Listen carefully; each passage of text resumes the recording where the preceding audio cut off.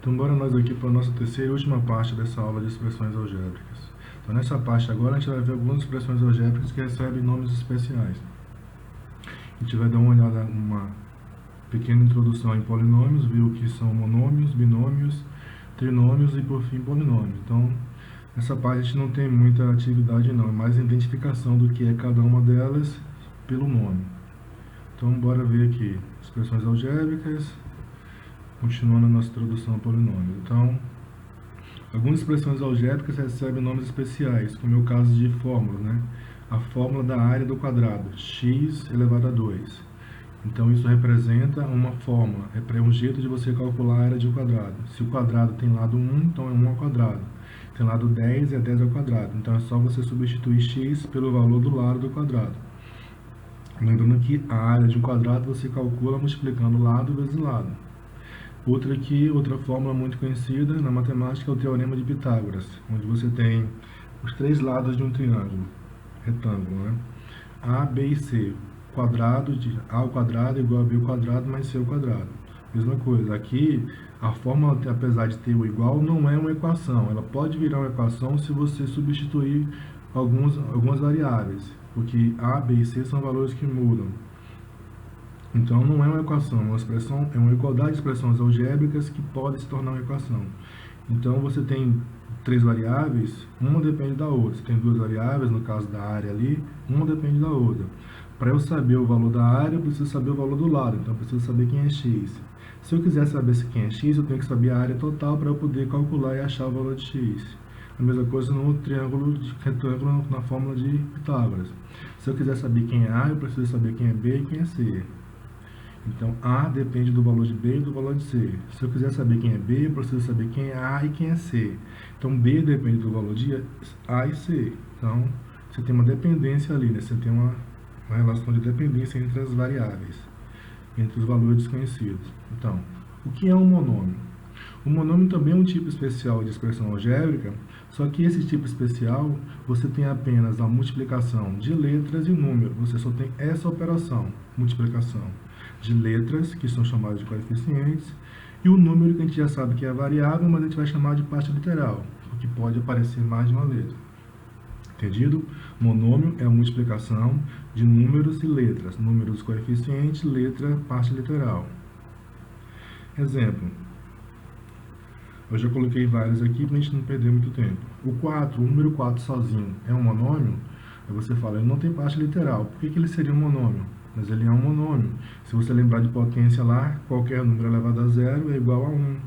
Então, eu posso colocar ali x elevado a zero. 4 vezes x elevado a zero. X elevado a zero é 1. 4 vezes 1 é 4. Então, um número também é um monômio. Um monômio que não tem a parte literal. 2x, 2 coeficientes, x, parte literal. 4 vezes a vezes b, 4 coeficientes, ab, parte literal. 10x ao quadrado. 10 coeficientes, x ao quadrado, parte literal.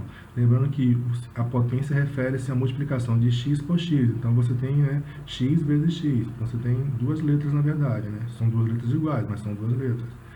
20x e yz. Não é isso? Coeficiente 20, parte literal, x e yz. Lembrando de novo que quando eu coloco letra do lado de letra, subentende-se que é multiplicação. Então, a única operação que eu tenho aqui nesse monômio é multiplicação. É 20 vezes x, vezes y, vezes z. 30 vezes a, vezes b, vezes c. 12 vezes z. Y sozinho, ou seja, quem é o coeficiente aí? 1. B ao cubo, quem é o coeficiente? 1. Quem é a parte literal? B vezes b, vezes b. E eu tenho ali 100 vezes a vezes x ao cubo, menos 2. B a quinta vezes a elevado a 10. Então, pode ser negativo também, a gente faltou um exemplo ali com fração, né? Pode ser metade de x, é um monômio. Né? X elevado a 2 dividido por 3. 4x ao quadrado vezes y dividido por 5. Então, também você tem monômio usando como coeficiente os números racionais. Características importantes do monômio. Monômio nulo é o número zero. O número zero sozinho é um monômio, a gente diz que é um monômio nulo. O grau de um monômio. Então, o grau de um monômio você vai olhar para a parte literal E na multiplicação das letras, você vai somar os expoentes. Se a letra estiver sozinha, você olha esse expoente. Senão, você vai ter que somar todos os expoentes da parte literal. Ó, um exemplo. Vamos ver 3 ou 4. Vamos ver alguns exemplos aqui, né? Acho que eu coloquei 5, não me lembro bem. O número 10 é um monômio que não tem parte literal. Então, é grau 0. Se não tem parte literal, o grau é 0. Segundo exemplo, menos 2x, coeficiente menos 2, parte literal x. Qual é o expoente do x ali? 1. Então, é grau 1, ou do primeiro grau. Monômio do primeiro grau. Monômio de grau 0. Monômio de grau quanto? 3. Porque o expoente da variável, né, da parte literal, é 3. Aí a gente viu exemplos que só tem uma letra, né? Grau 3 ou terceiro grau. Exemplos que tem mais de uma letra. 2/5, lembra que eu falei da fração? Pode aparecer como coeficiente? Pode. 2/5 vezes y² vezes x². Qual é o grau? Soma 2 mais 4. Esse é o monômio do sexto grau. Quando eu tiver mais de uma letra no monômio, você tem que somar os expoentes. O detalhe importante é que, como no exemplo 2, eu posso ter 2 vezes x vezes y. Então, o grau é 1. Né? Soma 1 mais 1, 2. Monômios semelhantes igual a expressões algébricas semelhantes. Né? São monômios que têm a mesma parte literal. Exemplo. 15x² e menos 3x² têm a mesma parte literal, então eles são semelhantes. Outro. Menos 2abc ao quadrado e abc ao quadrado são semelhantes, têm a mesma parte literal. No primeiro exemplo, a gente tem dois monômios semelhantes do segundo grau, né, de grau 2. E a gente tem no segundo exemplo, dois monômios semelhantes de grau quanto? O expoente do A é 1, do B é 1, então 1 mais 1, 2, 2 mais 2, 4. Dois monômios do quarto grau. Então, a gente vai ver só essa parte da nomenclatura e o que é um monômio, para a gente poder estudar depois as operações entre eles. E o que é um binômio? A partir de agora ficou fácil, porque bi é 2. Então, eu tenho a soma de dois monômios. Então, quando eu somar dois monômios, eu tenho um binômio. Então, se eu pego x, é claro que se eu fizer número com número não vai dar, né? Mas se eu pegar com parte literal diferente, né? Aí eu tenho um binômio. Se a parte literal for igual, semelhante, eu conseguir somar, vai voltar a ser um monômio. Então, não é um binômio. Então, para ser binômio, é a soma de dois monômios com partes literais diferentes, ou com grau diferente, fica mais fácil. Você identifica o grau, se a parte literal for a mesma, se for o mesmo grau, você vai conseguir somar porque são semelhantes, igual a gente fez com simplificação de expressão algébrica. Então, o grau tem que ser diferente. Então, aqui eu tenho o monômio x mais o monômio 1. O monômio x tem grau 0, 1, e o monômio 1 tem grau 0. Então, x mais 1 é um binômio, duas partes. 2x² menos 5x, grau 2, grau 1. Então, eu não consigo somar porque tem parte literal diferente. A vezes B mais A ao quadrado, a mesma coisa, ó, parte literal diferente. Então, eu tenho dois monômios com parte literal diferente. Então, eu não consigo somar, transformar em uma coisa só, transformar em um monômio. Então, é um binômio. Menos 6x² mais 8. Parte literal, o 8 não tem parte literal. Então, é grau 2 e grau 0. Aqui, grau 3 e grau 1, grau 3 e grau 1. Grau 1 e grau 3. Então, tem que ser dois monômios com partes literais diferentes ou com grau diferente para a gente poder somar, porque aí a gente tem um binômio. Senão, a gente vai conseguir transformar essa operação de 2 em 1, então deve ser monômio. Trinômio são três partes. Então, se eu somo três monômios com grau diferente ou parte literal diferente, né, eu tenho um trinômio. Então, por exemplo, ali, ó, x vezes y, qual é o grau? 2, x grau 1. As três partes aqui têm parte literal diferente, né? Eu tenho três monômios aqui somando, eu posso ter subtraindo também, né? Eu coloquei lá adição ou subtração.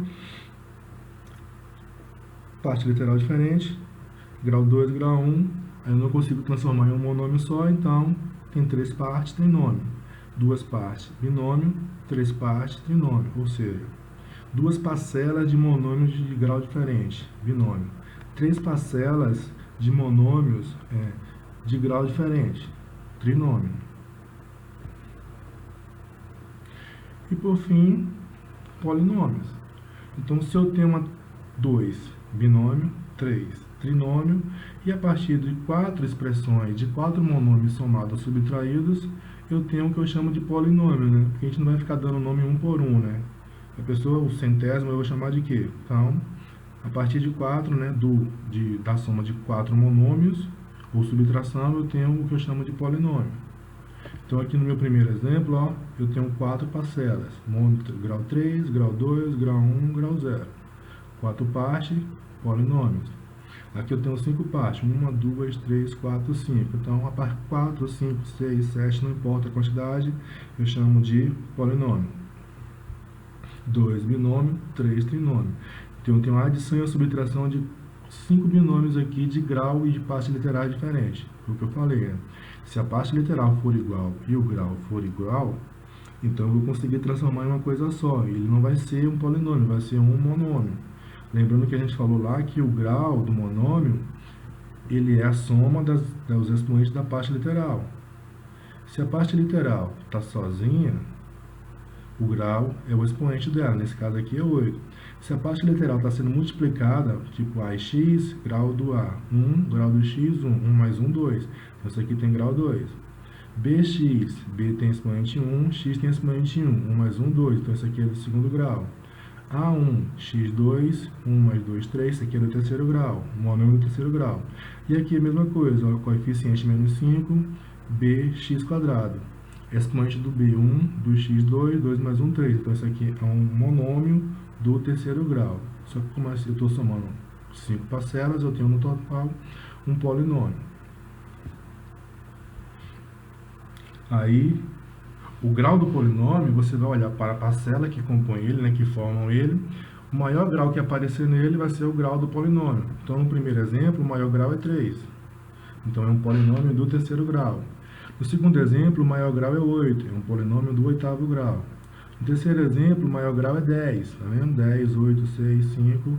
E aqui eu tenho um polinômio em uma variável só, polinômio em 3 variáveis, e aí vai, né? Eu posso escrever como uma variável só, 3 ou mais.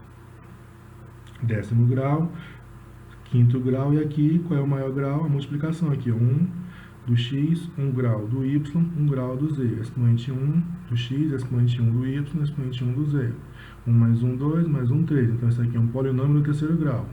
Mesmo aparecendo aqui no final, esses valores aqui, né, essas frações, onde o numerador é a parte literal.